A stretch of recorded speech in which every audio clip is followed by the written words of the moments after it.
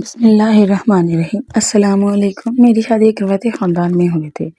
زمیندار لوگ تھے، میں دلہن بنی کافی گھبرا رہی تھی۔ شادی میں سب عجیب باتیں کر رہے تھے کہ بیچاری آئی قسمت پھوٹ گئی، ایسے خاندان میں شادی ہے۔ مجھے سمجھ میں نہیں آ رہا تھا کہ میں کیا ہو رہا ہے۔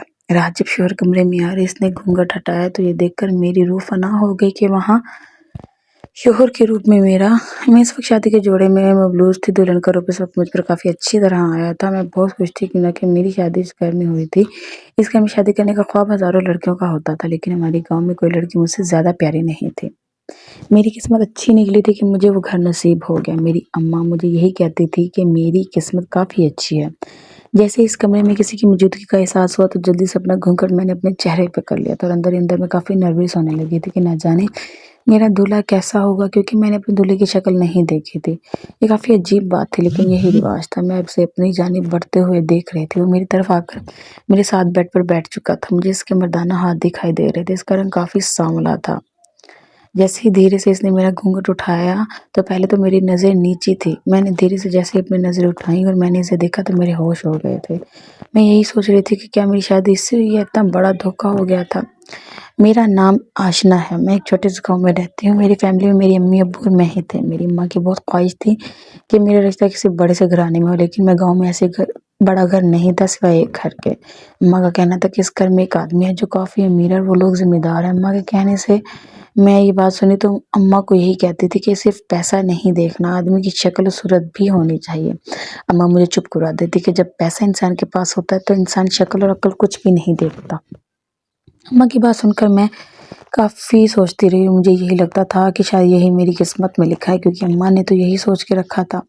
جب میں اپنے دوستوں کو بتاتی کہ میری شادی تو اسی گھر ہوگی جو لوگ ذمہ دار ہیں، تو میری دوستیں کافی پریشان ہو جاتی اور کہتی تھی کہ اللہ تم پر آسانی کرے۔ جیسے ہی میں ان کی بات سنتی تو میں کافی پریشان ہو جاتی تھی۔ میں اپنے دوستوں کے ساتھ کافی فارغ وقت میں کھیتوں پر جا کر کھیلتی تھی۔ وہاں ہر بار ایک کافی آدمی آتا تھا جو دیکھنے میں کافی بوڑھا ہوتا تھا، اور ہم لوگوں اس کا مذاق اڑاتے تھے کیونکہ بہت بدصورت ہوتا تھا۔ وہ کسی کو بھی کچھ نہیں کہتا تھا، وہ بہت ہی بھولا ہوتا تھا، اس لیے اس کا نام بھولا رکھ دیا گیا تھا۔ میں اپنی سہیلیوں کے ساتھ اسے بہت تنگ کرتی تھی اور ہمیشہ ہی اسے پتھر مار کر بھاگ جاتی تھی، لیکن وہ اپنی زمینوں پر کافی دیکھ بھال کرتا تھا۔ جب سے میں نے اپنی سہیلیوں کو بتایا تھا کہ میری شادی زمین دار کے گھر ہوگی تو میری سہیلیاں میرے پاس ہی نہیں آتی تھی۔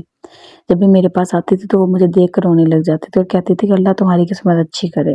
یہ بات مجھے کافی چبھتی تھی۔ ایک دن اماں سے میں نے کہہ دیا کہ آخر وہ میرا رشتہ کدھر کرنا چاہ رہی ہیں کہ میری سہیلیاں میری قریب بھی نہیں آتی تھی۔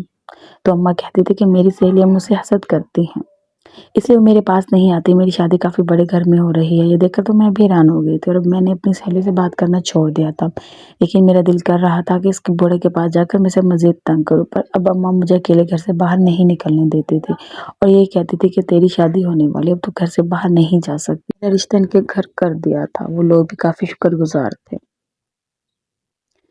اب میں امی کے اپنے احسان مند تھی، پھر وہ ہمارے گھر ہی کیوں رشتہ کرتے ہیں اور کہتی لگتی کہ ہمیں اپنی بیٹی دی، آپ کے بہت احسان مند ہے۔ اس لیے میں بھی حیران ہو جاتی کہ وہ لوگ تو کافی امیر ہے اور ان لڑکی کی کوئی کمی بھی نہیں تھی، پھر وہ ہمارے گھر ہی کیوں رشتہ کرنا چاہتا تھا۔ اماں کہنے لگتی کہ ویسے تیرا نصیب ہی ایسا ہے۔ اماں نے کافی بڑھ چڑھ کر میرا جہیز تیار کیا تھا۔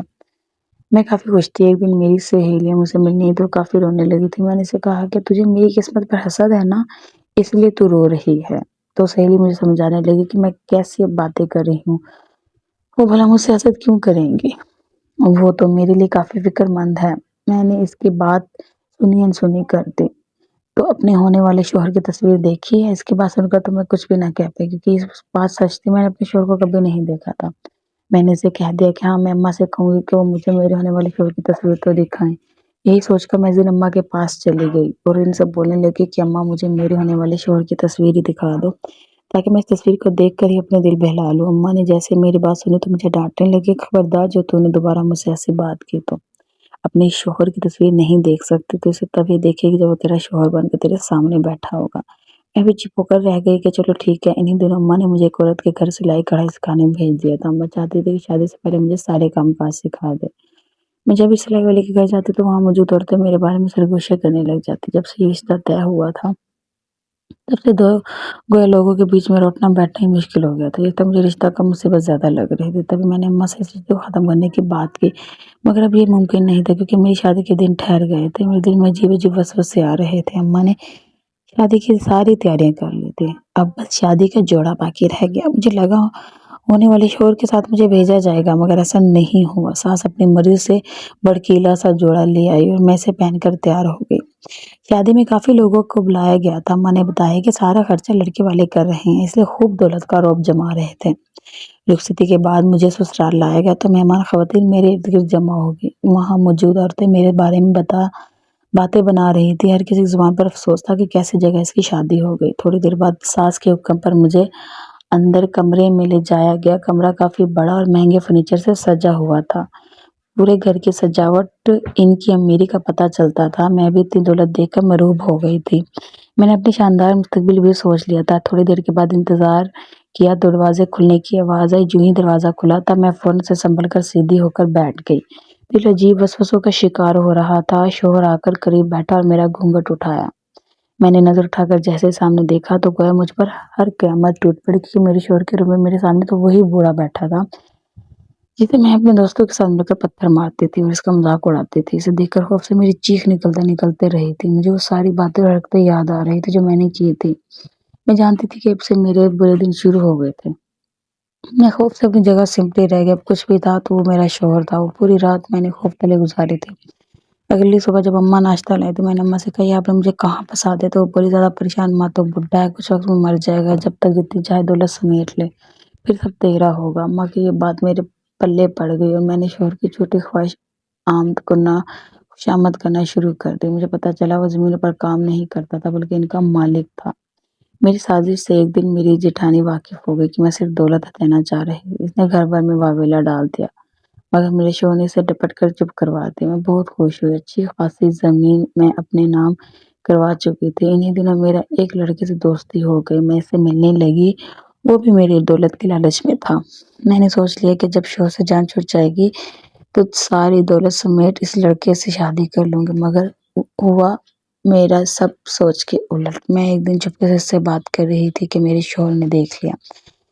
فون میرے ہاتھ سے کھینچ کر توڑ دیا اور مجھے کمرے میں بند کر دیا۔ کسی کو بھی مجھ سے ملنے کی اجازت نہیں تھی۔ بہت کم عرصے میں مجھے سمجھ آ گئی تھی گھر بھر میں ساس اور میرے شوہر کا راج چلتا ہے۔ سب دونوں سے ڈرتے تھے کیونکہ ساری دولت ان دونوں کے ہی ہاتھ میں تھی۔ مجھے میری ماں سے بھی نہیں ملنے دیا جا رہا تھا۔ ایک دن ملازمہ کھانے دینے آئی تو غلطی سے دروازہ کھلا چھوڑ گئی۔ میں موقع دیکھتے ہی فرار ہو گئی اور ماں کے گھر آ گئی۔ پیچھے نے خبر مل گئی تو فوراً میری تلاش شروع کر دی۔ اماں نے مجھے کہا، اب تو کیا کرے گی؟ تو میں نے اماں کا فون لے کر اس لڑکے کو کال کی اور مدد مانگی۔ اس نے کال نہیں اٹھائی تو میں اس کے گھر چلی گئی، مگر جیسے داخل ہوئی تو دیکھا وہ سامنے اس لڑکے کے ساتھ انتہائی معیوب حالت میں تھا۔ مجھے دیکھ کر ہڑبڑا گیا۔ میں وہاں سے نکل آئی۔ اس نے مجھے دھوکہ دیا تھا۔ پیچھے میرا شوہر مجھے ڈھونڈتے ہوئے میری ماں کے گھر آ گیا۔ میں گئی تو اسے مجھ سے زبردستی لکھوایا کہ میں اس سے کچھ نہیں لوں گی، کوئی زمین نہیں۔ اپنی جان بچانے کے لیے میں نے سائن کر لی اور اسے نے طلاق دے دی۔ دھوکہ تو میں نے بھی اپنے شوہر کو دیا تھا اور میں اور میری ماں اپنے لالچ کے ساتھ خالی ہاتھ بیٹھے رہ گئے۔